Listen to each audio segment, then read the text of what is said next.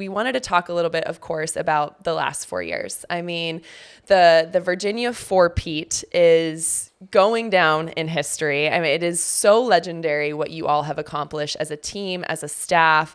And we wanted, of course, to go back to this most recent Natty Champs, that fourth win.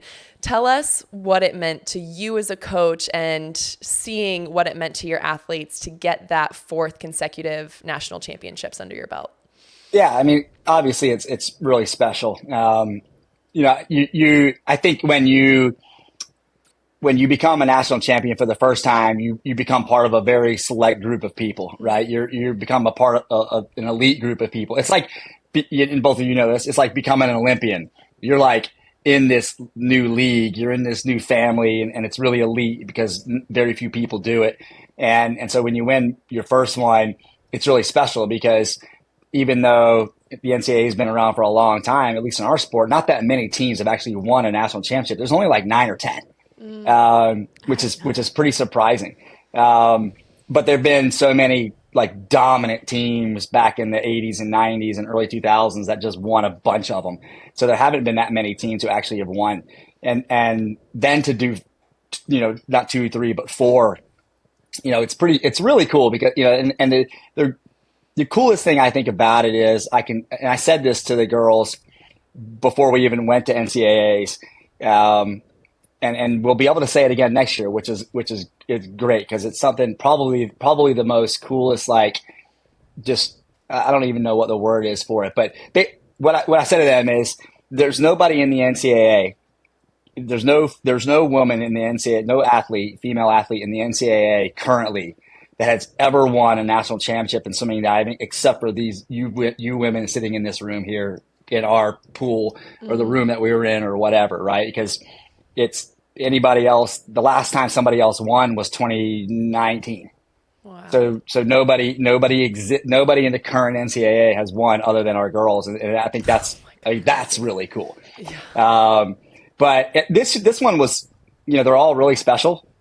But this one I think outside of winning the first one ever, might have been more special than the others, just because, I think that there was a potential pretty big challenge in front of us as far as, people throwing challenges at us. And Texas was in particular a great team that, I don't necessarily say I was worried about, because I don't worry about anybody but our own team.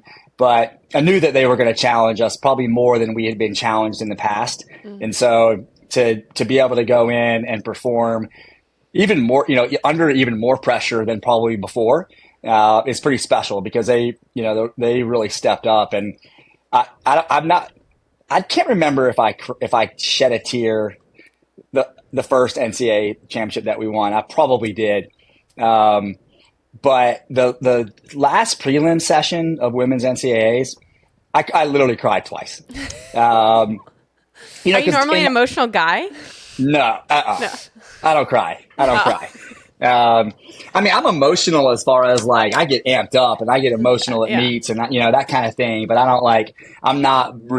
don't think I'm very up and down. And I definitely don't cry. But the last morning session, to me, the meet wasn't over yet. And maybe a lot of people outside were like, oh, the meet's over. It's done. Virginia wins. But like, you can collapse, right? In any sport, any team can collapse mid-competition, right? Like you've seen it. You've seen basketball teams collapse and lose a 30-point lead, and football teams lose a 4-touchdown. Like it happens, right? Yeah. And so you never know until you're like, and I'm kind of like lean more the way of like, it's not over until it's over. Mm-hmm. But, that morning of prelims, we just had a really good morning. And the 200 breaststroke, we had, I think, 5 girls make it back, and, 3 in the A final, 2 in the B final.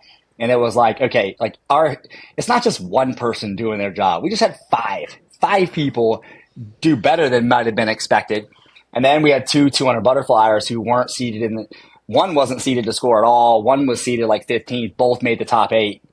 And so in both of those, when both of those, the 200 breast and the 200 fly happened, I was like, not like I knew that at that point, then we had done what we needed to do to win the meet. And I wasn't necessarily emotional because of that. It was more like, holy cow, I can't, these women just did like, nothing was going to get in their way, and they did what they needed to do, if not more. And it was just so impressive and made me proud. And, it was really cool.